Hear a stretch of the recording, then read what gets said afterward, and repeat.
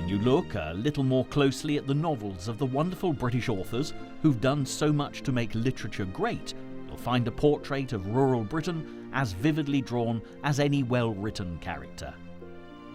Whether the Kent of Charles Dickens, George Eliot's Warwickshire, D.H. Lawrence's Nottinghamshire, the Bronte sisters' Yorkshire, or Thomas Hardy's Wessex, there are so many wonderful places to explore. And Jane Austen's Hampshire is no exception, as you're about to discover.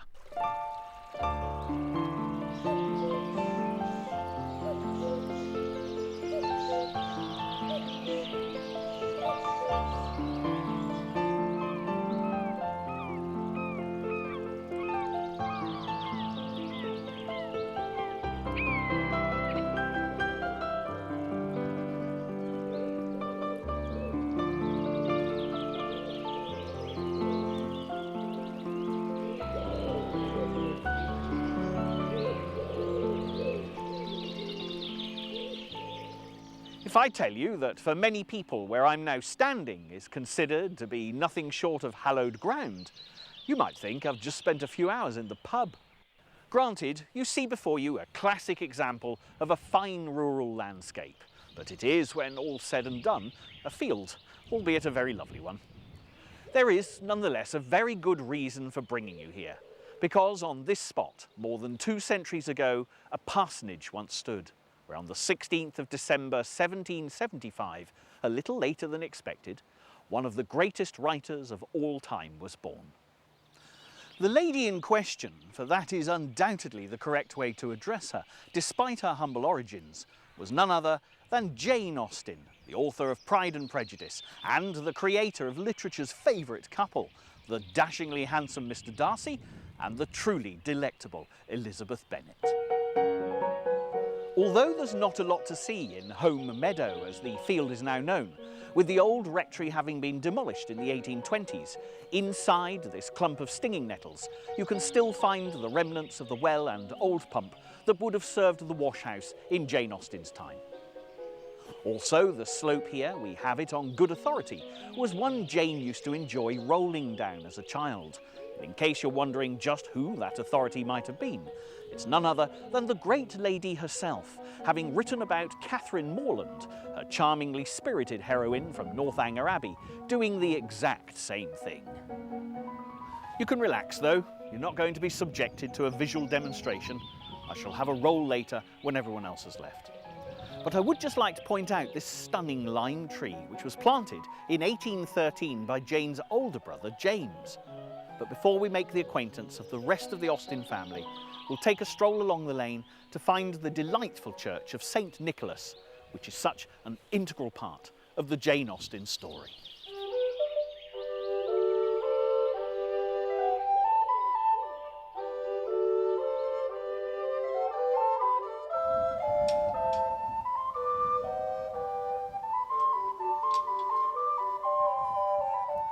From the moment you arrive at the church, you can't fail to notice Miss Austen's presence, because it was here that her father, the Reverend George Austen, served as rector throughout her childhood and youthful years.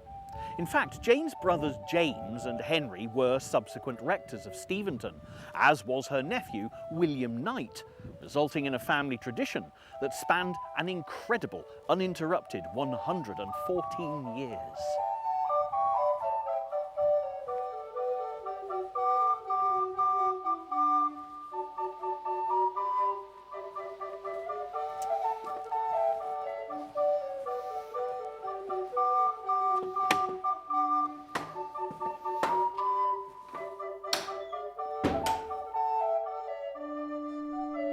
The Reverend George Austen was a scholarly man who'd been proctor of St. John's College, Oxford, who, described as handsome, made an advantageous marriage to Cassandra Lee, the niece of the master of Balliol College. So, if you've ever asked yourself why there are so many clergymen in Jane Austen's novels, you now have the answer, because, as you see, the church was the very foundation of the world in which she lived.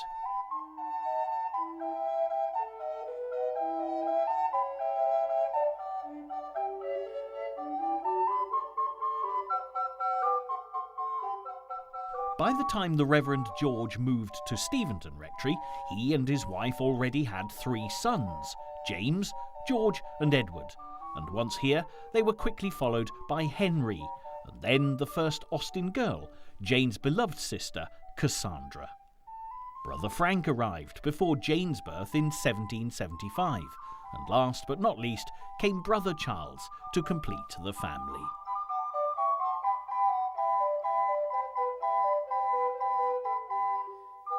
Quite a brood all in all. And when you consider that the Reverend Austen also took in students who lived with the family, they must have, on occasion, have filled this lovely little church. Even in her youth, living here at Steventon, Jane started to write. By the age of 15, when she penned A History of England by a partial, prejudiced and ignorant historian, she was already extremely well read, especially when it came to novels.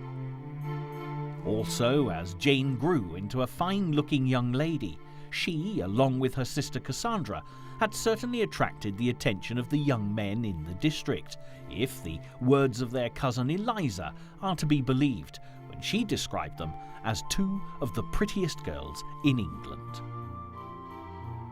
It was at this time that Jane started to experiment with novel writing, and her experiences at assemblies and balls held locally, along with social events when visiting relations, all helped to provide the blossoming author with a wealth of romantic material. In 1795, Jane actually attempted a novel of her own, Eleanor and Marianne. And if the names sound familiar, it's because they would evolve to become the Dashwood sisters of Sense and Sensibility fame. A year later, she wrote First Impressions, which so impressed the Reverend George Austen, he sent his daughter's handiwork to a publisher. Sadly, his enthusiasm was not shared by the recipient, who turned it down flat.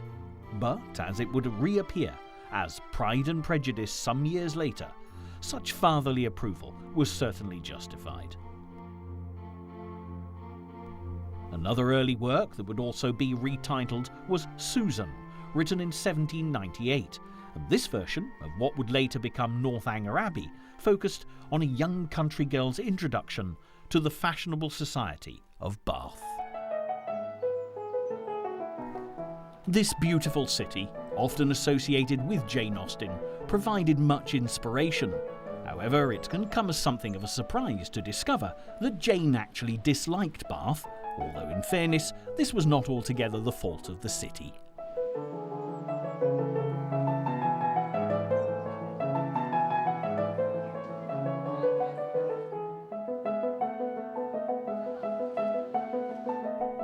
When the Reverend Austen relinquished his duties at Steventon, he chose to retire to Bath, 4 Sydney Place to be precise, and without the financial independence of the Austen boys, Jane and Cassandra had no choice but to leave their beloved Hampshire and exchange their country views for city life. All Jane's progress as an author seemed to come to an abrupt halt. Work on a novel called The Watsons was abandoned, and despite selling the manuscript of Susan for £10, it never appeared in print. The financial constraints on the Austens made life harder than it had ever been at Steventon, and without the advantage of homegrown produce and livestock, these were far from happy times, and matters very suddenly went from bad to worse. When the Reverend George Austen died in January 1805 of an illness he appeared to be recovering from, Bath was forever associated with unhappiness for Jane, and as the Austen ladies were left almost destitute, the future looked decidedly bleak.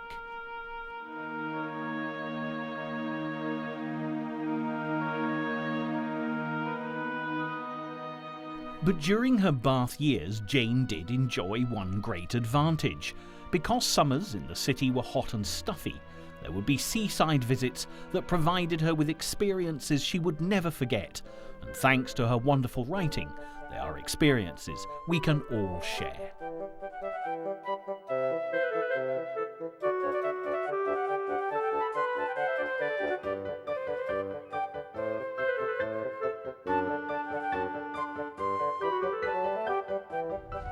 I'm here at Lyme Regis, walking on the Cobb, immortalised by Jane in her final novel, Persuasion, where her deliciously drawn character, Louisa Musgrove, takes a near-fatal tumble.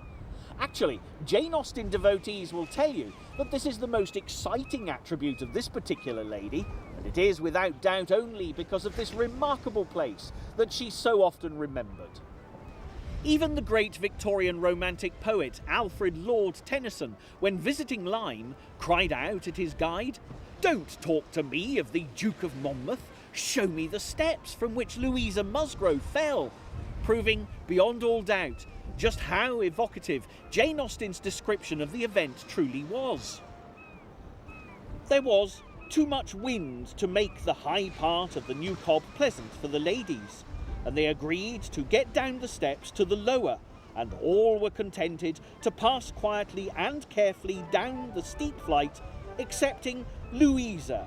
She must be jumped down them by Captain Wentworth. And of course, we all know exactly what is about to happen, and we are not disappointed. She fell on the pavement on the lower Cobb and was taken up lifeless. There was no wound, no blood, no visible bruise, but her eyes were closed. She breathed not. Her face was like death. The horror of that moment to all who stood around. And if you want to know what happens next to poor headstrong Louisa, you'll have to join me again in just a few moments. Welcome back. The news I can report for Louisa Musgrove is good.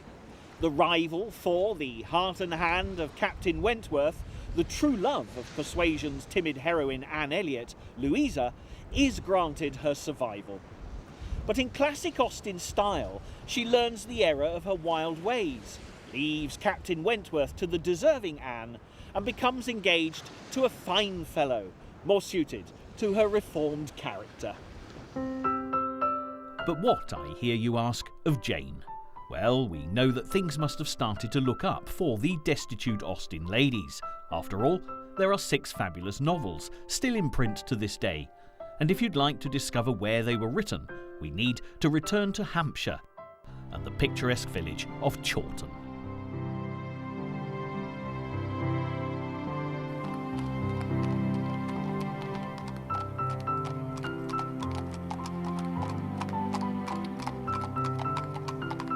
When you arrive at Chawton, you'll be left in no doubt as to who once lived here, and there's no better place for us to begin than at Jane Austen House. Now as much a living memorial to the lady in question as it is a museum, Jane moved into Chawton Cottage in 1809, and in this letter to her brother Frank expresses perfectly her hopes and her fears. As for ourselves, we're very well, as unaffected prose will tell. Our Chawton home, how much we find already in it to our mind, and how convinced that when complete, it will all other houses beat. This improvement in fortunes for Jane came as a direct result of her brother Edward's rise to prominence as a wealthy gentleman. Having been adopted as the heir of Thomas Knight, Edward had a number of estates at his disposal, one of which was Chawton, and while he could have occupied the nearby Great House, he was able to provide Chawton Cottage for his mother and sisters. Today, you'll find many of Jane's personal items here at Chawton. A lock of her hair, still with a glimmer of auburn. The topaz crosses given by Brother Charles to Jane and Cassandra. And even the bookcase that belonged to the Reverend George Austen, previously having graced the old rectory at Steventon. But pride of place quite rightly goes to Jane's elegant little writing table, where all of her novels were either revised or written. Here, at the heart of a charming domestic scene, Jane composed her famous tales of love, marriage, wealth and power, while her mother happily tended the garden and Cassandra sat at her sewing or drawing. All of Jane's works were published anonymously during her lifetime, and only her closest family and friends knew of her success. In fact, Visitors who come here all want to see, and for that matter hear, the creaking door that warned Jane of imminent interruptions, and she'd be able to hide her writing away so that nobody would ever guess her secret.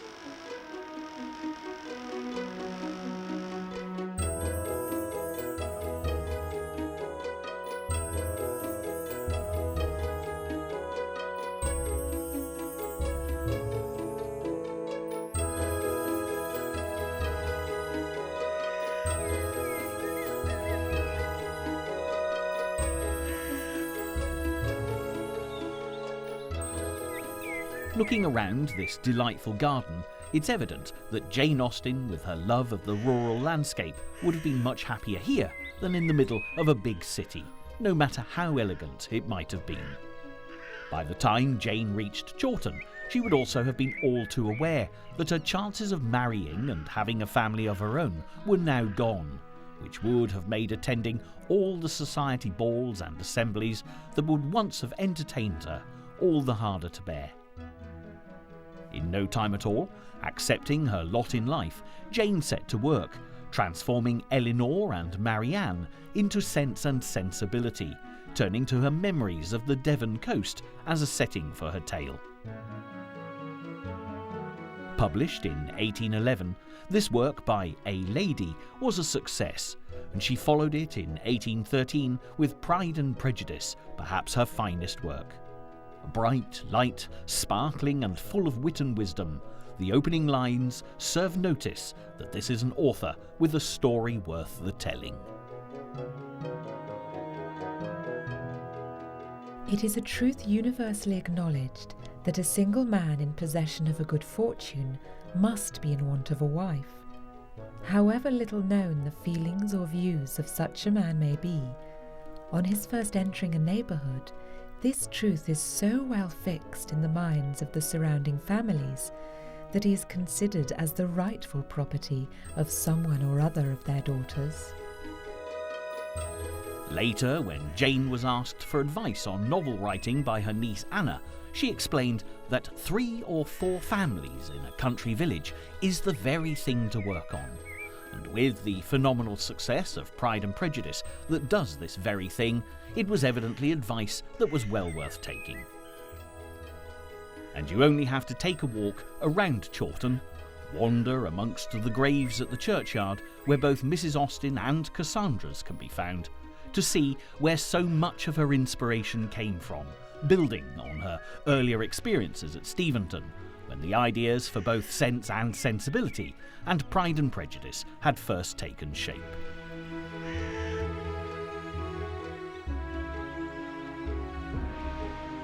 Following the same formula, next came Mansfield Park, Emma and Persuasion, but with heroines as diverse as anyone could ask, from the terribly wholesome and good Fanny Price to the meddlesome, opinionated Emma Woodhouse, and the shy Anne Elliot, who we've already met.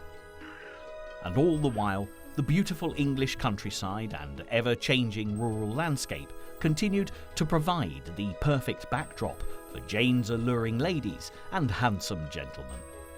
But if you've been quickly totting that lot up and wondering what happened to the 6th novel, ironically, it's Northanger Abbey. Published posthumously with Persuasion, this was the retitled Susan, which had been wrestled back from the tardy publisher who'd bought it for £10, the first piece of writing Jane Austen ever sold.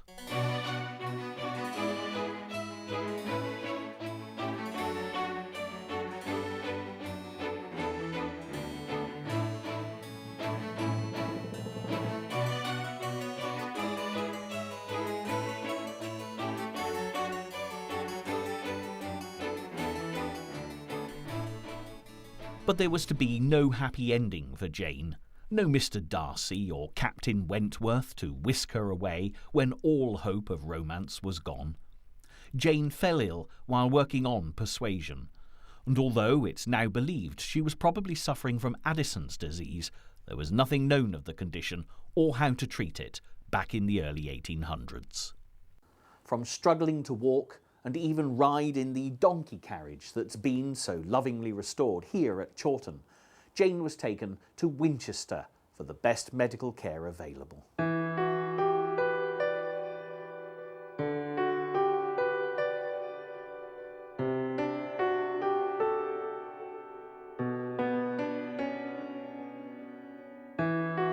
In these lodgings, caressed by the shadow of the cathedral, Cassandra nursed her sister until on the 18th of July 1817, at the age of 41, Jane died in Cassandra's arms. I have lost a treasure, such a sister, such a friend as never can be surpassed. She was the sun of my life, the gilder of every pleasure, the soother of every sorrow. This was a fine epitaph from Cassandra, and if you walk the short distance from College Street to the cathedral and step inside, you'll find the simple memorial stone, a slab on the floor of the north aisle of the nave where our First Lady of Literature was finally laid to rest.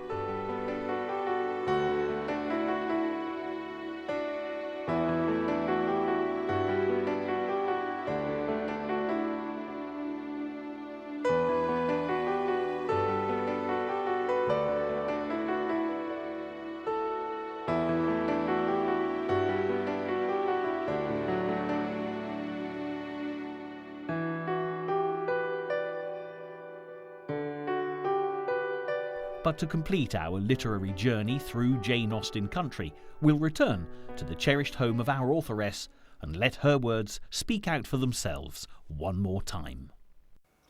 I can't believe my good fortune. I've actually been allowed to sit here at Jane's writing table, and I have in my hands her very own first edition of Sense and Sensibility. Wonderful. Can you imagine the parcel arriving, all wrapped up in brown paper and string, and Jane opening it with trembling fingers, seeing her words at last in print? Magic moment. I've chosen my favourite extract to finish with, naturally out in the countryside, when a pleasant stroll has gone horribly wrong. Poor Marianne Dashwood has stumbled on the hillside, and out of the mist and rain, a hero comes to her rescue. I do hope that Jane would have approved of my choice. A gentleman carrying a gun with 2 pointers playing round him was passing up the hill and within a few yards of Marianne when her accident happened. He put down his gun and ran to her assistance. She had raised herself from the ground, but her foot had been twisted in the fall and she was scarcely able to stand. The gentleman offered his services, and perceiving that her modesty declined what her situation rendered necessary, took her up in his arms without further delay and carried her down the hill.